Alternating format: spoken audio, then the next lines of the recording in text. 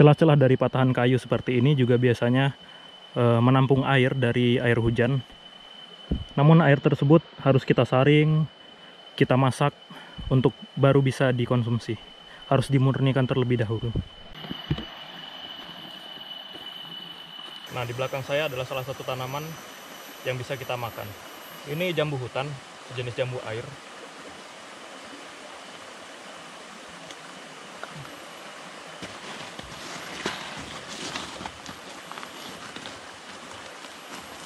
Bagian pucuk dari jambu air ini bisa langsung kita makan.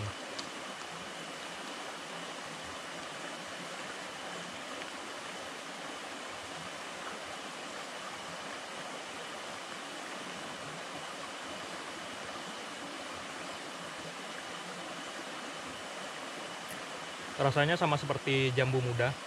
Lebih bagus lagi kalau misalnya kita rebus. Itu akan mengurangi rasa pekat dari getah yang ada di daun ini. Prinsipnya adalah nutrisi yang terkandung pada daun pasti juga terdapat pada batang, pada buah, dan juga pada akar. Namun konsentrasinya yang berbeda, persentasenya yang berbeda. Bila teman-teman menemukan jambu seperti ini, teman-teman beruntung kalau teman-teman mendapatkan buahnya. Tapi biasanya sudah didahului oleh fauna hutan seperti kera, tupai, dan lain-lain. Teman-teman tetap bisa memanfaatkan daun mudanya untuk dimakan, untuk dikonsumsi. Di daerah tepian sungai seperti ini, kita juga bisa memanfaatkan sumber yang ada di sekitar sini. Biasanya terdapat banyak batu-batuan. Batu-batuan ini bisa kita manfaatkan untuk mengolah makanan seperti menumbuk, atau bahkan bisa kita gunakan sebagai senjata dan pengganti pisau. Batuan ini kita pecahkan. Dampak dari pecahan tersebut, biasanya tepian dari pecahan tersebut cukup tajam untuk bisa kita gunakan sebagai benda pemotong. Juga bisa kita gunakan sebagai poin anak panah. Juga bisa kita gunakan sebagai alat untuk membuat jebakan. Selain memecahkan, kita juga bisa membentuk bebatuan ini dengan cara menggosoknya dengan batuan lain sampai berbentuk runcing. Tepi tajam dari bebatuan yang dipecahkan.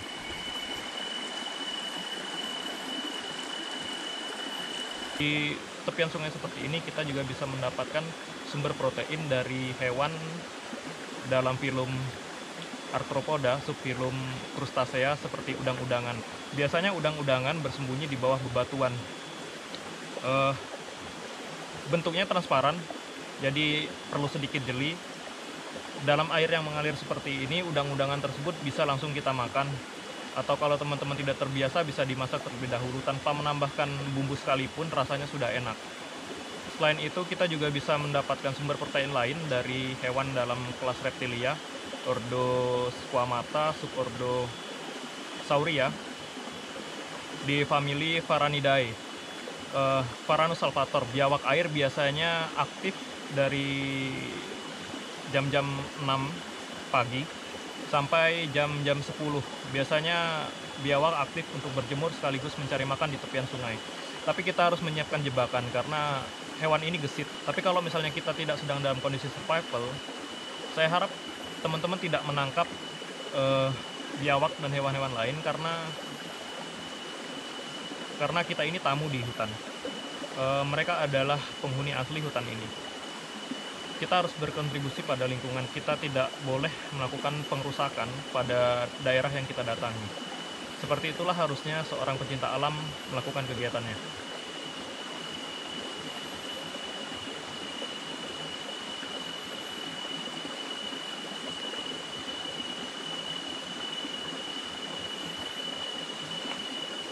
Nah, ini saya dapat udang.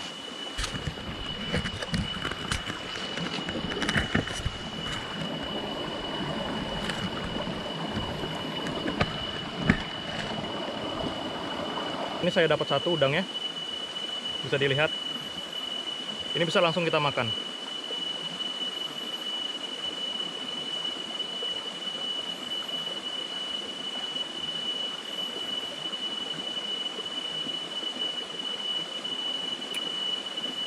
Dagingnya segar, sedikit manis.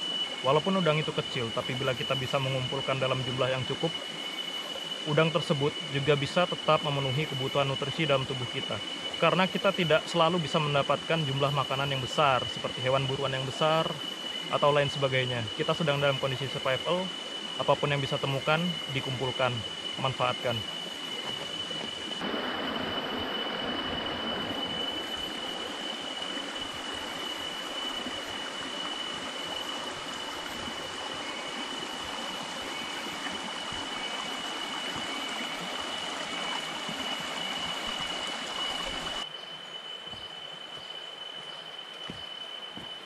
Salah satu tanaman yang menyediakan air yang bisa kita manfaatkan.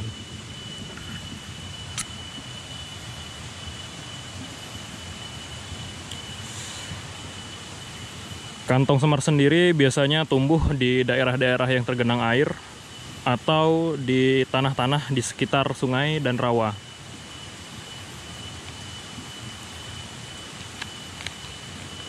Tanaman yang unik, jarang bisa ditemukan di hutan-hutan yang sudah rusak. Biasanya hanya di hutan-hutan yang masih bagus. Kantung ini sendiri merupakan organ tambahan perluasan dari bagian daun dari tumbuhan kantong semar ini. Bisa kita lihat, kantung ini terhubung pada tangkai yang merupakan ujung dari daun dari tumbuhan kantong semar ini.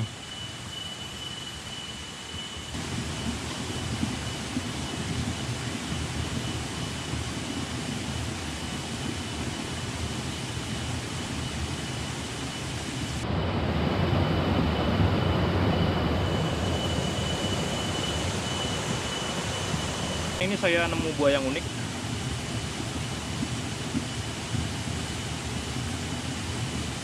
Akan saya coba identifikasi kira-kira ini edible atau enggak.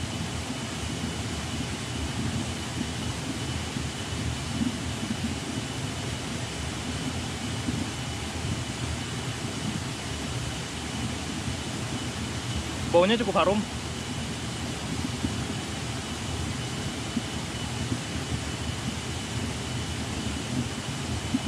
Bagian dalam buahnya seperti ini.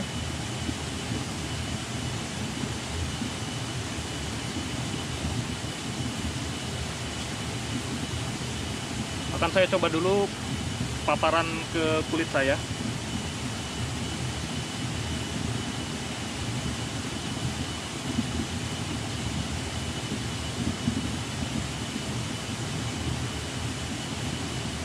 Kita tunggu sebentar.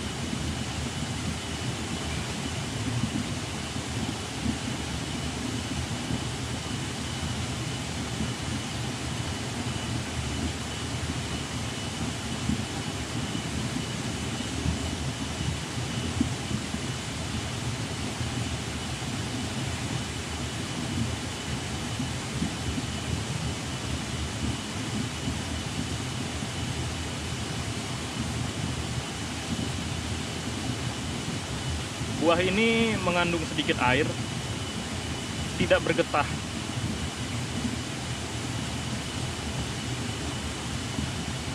Nah, sambil menunggu saya akan menjelaskan hal lain.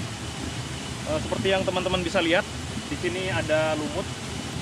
Lumut bisa kita manfaatkan untuk mendapatkan air sebagai sumber air minum.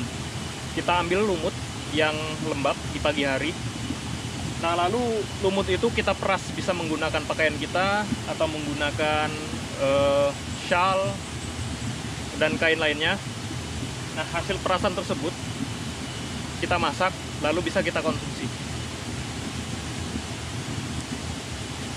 Sepertinya saya nggak ngerasain efek apapun di kulit saya.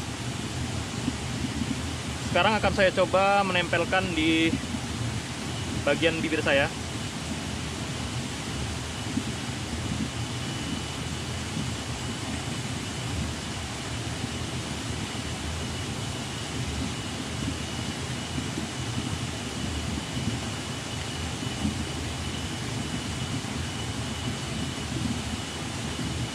Kita tunggu lagi juga beberapa menit.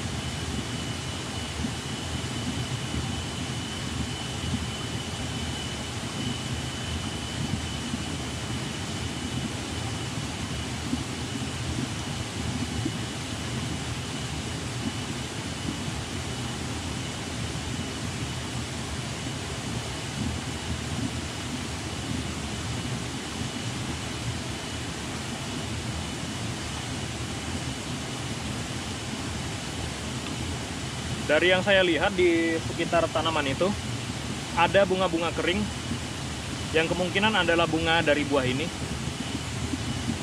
Dari bunganya terlihat seperti kelompok jambu-jambuan.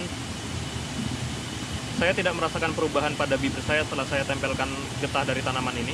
Selanjutnya akan saya coba mencicipinya pada lidah saya.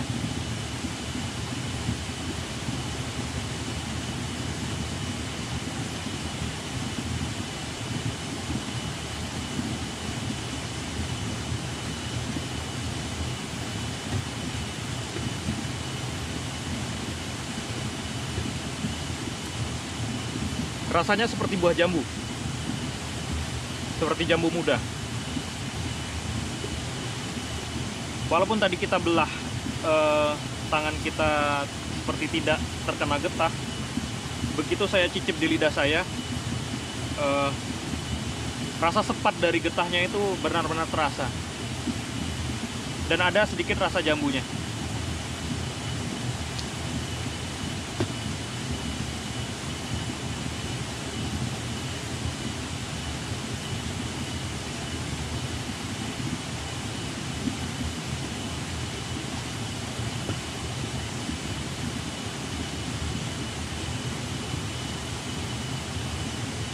Untuk sekarang saya belum bisa menyimpulkan ini bisa dikonsumsi atau tidak, karena saya belum coba tes dengan dimasak. Tapi dari rasanya tidak nyaman untuk dikonsumsi secara mentah seperti ini. Saran saya hindari dulu.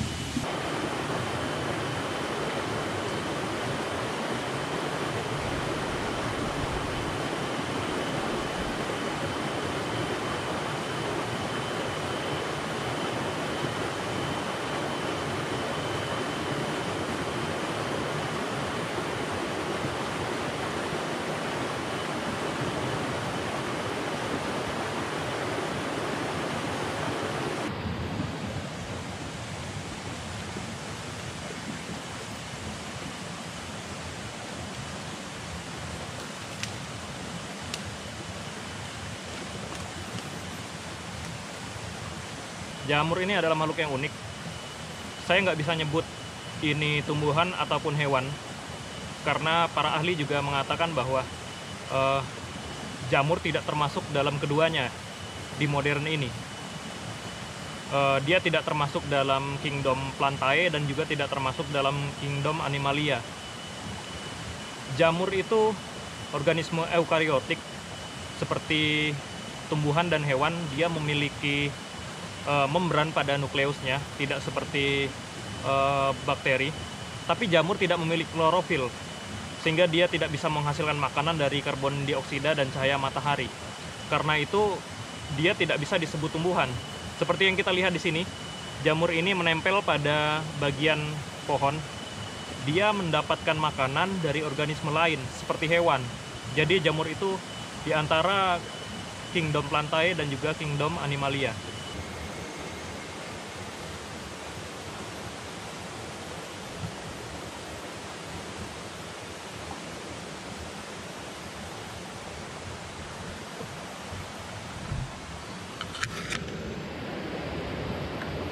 Fungi merupakan kingdom yang cukup besar, terdiri lebih dari 50.000 spesies. Sifatnya pun bisa berbeda-beda, karakteristiknya berbeda-beda.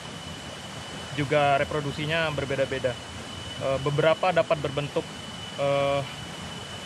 seperti ragi yang menempel pada roti atau pada sayuran busuk. Beberapa juga bisa berbentuk seperti cendawan, jamur-jamur berukuran besar yang biasa kita temukan seperti ini. Juga bentuk lain yang tumbuh pada kayu-kayu yang busuk. Bagian atas ini yang seperti payung, dalam bahasa Inggrisnya disebut cap, atau dalam bahasa ilmiahnya disebut pileus. Di bawah pileus ini kita akan menemukan yang disebut dengan gills. Disinilah biasanya spora dari cendawan dihasilkan. Nah, di bawah gills, dalam beberapa genus tertentu seperti dari Amanita, kita bisa menemukan anulus, bentuk cincin dari tangkai jamur ini. Nah, tangkainya sendiri disebutnya stipe dalam bahasa ilmiahnya, sedangkan di bagian paling bawah yang biasanya berbentuk seperti akar kalau kita menemukan jamur di tanah, yang fungsinya menyerap nutrisi dari organisme yang sudah lapuk, itu disebut miselium, miselia.